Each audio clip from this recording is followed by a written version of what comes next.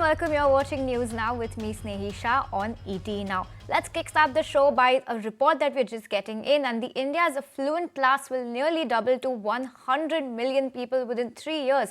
That's the bold prediction by Goldman Sachs in its report titled The Rise of Affluent India.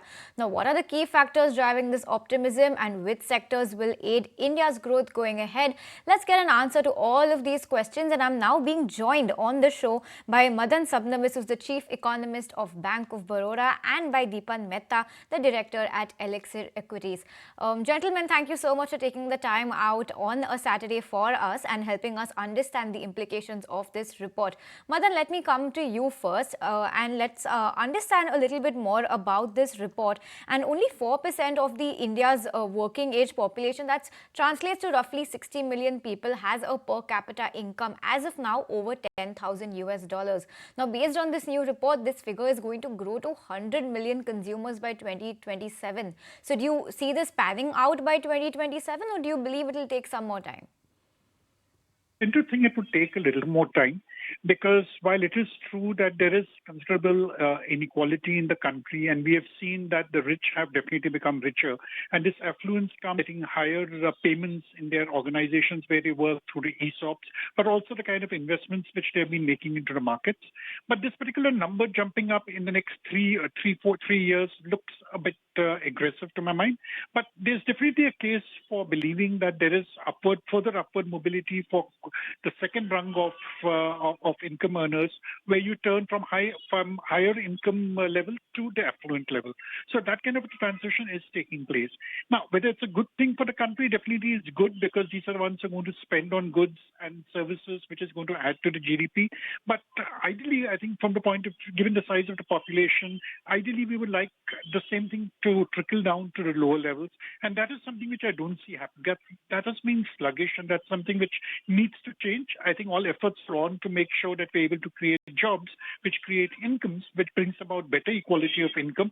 But as of now, I would go along with the study saying that definitely this particular class is increasing, and it's good for the country, because we've seen in the last 2, or even I would say the third quarter, most of the companies have actually said that they've been able to sell premium goods. So the premium goods is a reflection of what the affluent people are doing, and I think that is something which is keeping the economy ticking, notwithstanding the fact that in the middle and the lower levels we're not seeing the same kind of consumption due to a series of factors. All right, well, point taken. Deepan, let me come to you. And as Madan also mentioned, let's talk about the theme of premiumization.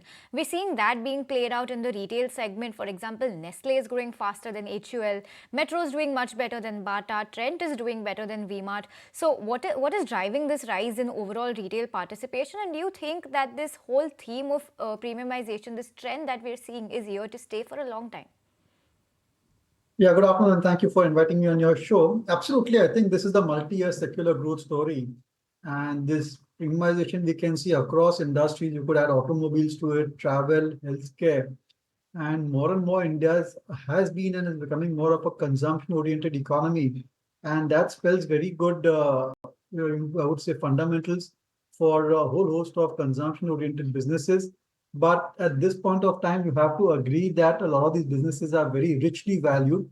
And although these are secular growth stories, there can be eras or periods where there is soft demand because of some external factors or because of the base effect.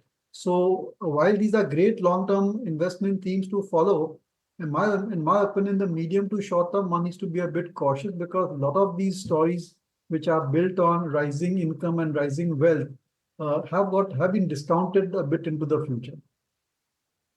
All right, Madan, let me come back to you, and let's talk about some themes that could lead to this 100 million figure being achieved by 2027. So when we talk about premiumization on one hand, what themes are you seeing that could play out and lead to this number? What sectors or what themes are you bullish on currently? So if you're looking at the sectors which are going to drive it, I think number one would be the BFSI sector. 2, as we see more jobs being created, greater consumption coming in, I think the consumer goods industry is something which is going to see an uptick. Today, I would say that has been the lacuna in this entire story, where we haven't seen the same kind of buoyancy, unlike what we are seeing in the infrastructure industries-oriented sectors. But I think it's going to be this. And then the third would, of course, be the other services which you were seeing, especially things like hospitality, travel. I think that is something which has caught on in a big way. Right now, it's more inclined towards the premium segments. But as we go along the way, I think with the COVID hangover much behind, the pent-up demand also having played its way through, I think that's another segment which we could see showing traction in the upward direction. All right, and Deepan, let me come back to you and let's get a little stock specific here, and let's tell us how would you prefer to play the premiumization theme here? What are the stocks that you are keeping on your radar? What stocks are you bullish on? See, I think that these newly listed specialty retail companies really are quite interesting. And as I said, right now they are slightly richly valued. But at corrections, I would certainly look at buying to them on a long-term basis. Usual disclosure, we and our clients are looking at investing in them or may have invested. So names like Vedan Fashion, that's Manyavar, Go Colors, which is the company name is Go Fashion. Then the Metro Brands, which you already mentioned over there. Even a company like Landmark Cars, which is an auto dealer for Mercedes-Benz. These are specialty retail companies. And to an extent, there are such smaller like Ethos, which is retailing watches.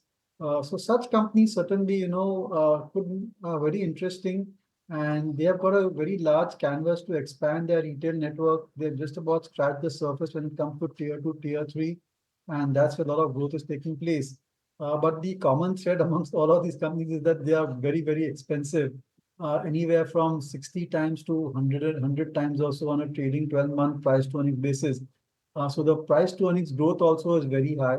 So you just want to wait for a correction over there or let the earnings catch up before one looks at investing in them. But in my opinion, this is one specialized retail companies are certainly one segment. And secondly, I think travel tourism, companies like Indian Hotels, Interglobe Aviation, Mahindra Holidays, I think these companies also certainly, I think, should outperform over the next 3 to 5 years or so because of pent-up demand, because of increasing spends on travel and high degree of expectation and sophistication on the part of the Indian consumer. And last but not the least are the hospital companies. Because the more income you have, you're going to spend more on healthcare, and lifestyle diseases also are increasing with rising spends and changing lifestyles. So companies like Narayan Rudralaya, I think Apollo Hospitals, Fortis, all of these companies also I think have a fantastic future. Deepan, thanks for taking us through that, but I'm going to stay with you here and I have a follow-up for you on that. Now, out of all the stocks that you've mentioned and all the stocks that the report mentions, there's only one common stock that I've heard, and that's Apollo Hospitals.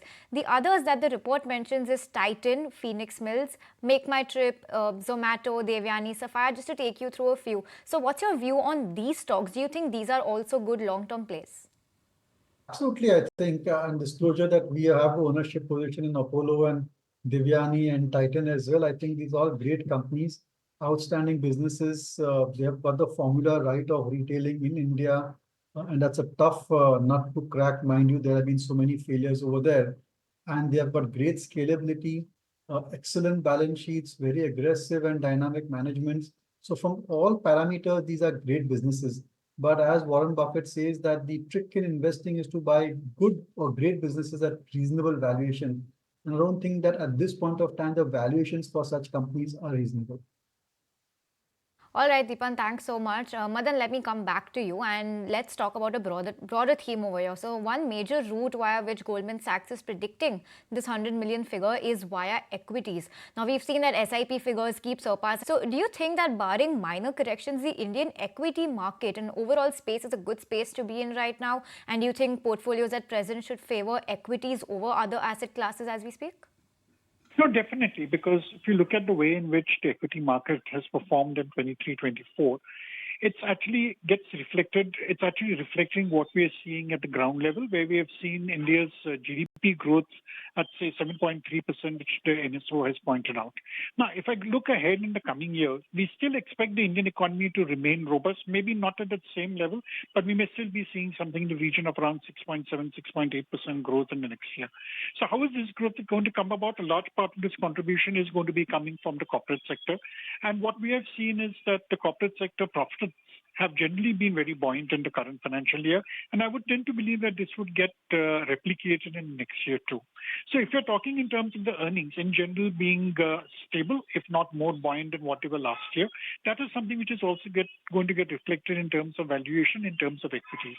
So therefore, it definitely does look. And I think today, if you look at it, if you look at the investors, we are definitely seeing that savers are becoming investors. So even individual households who were earlier looking at savings as a way of getting a good return are now actually migrating to the markets. So we have seen the kind of transition which has taken place from traditional bank deposits to mutual funds and direct investments in the market. So I think there's going to be a good enough of demand for stocks all across. There's going to be a good number of IPOs coming out. And hopefully next year the government should be a bit more successful in terms of their disinvestment program, which means there'll be something coming from that side too. So all put together, I think it does look like that 24-25 will definitely be good times for the stock market. Maybe not the same level of increase which we saw in 23-24, but it would probably definitely continue. And there's reason for one to be sanguine about it.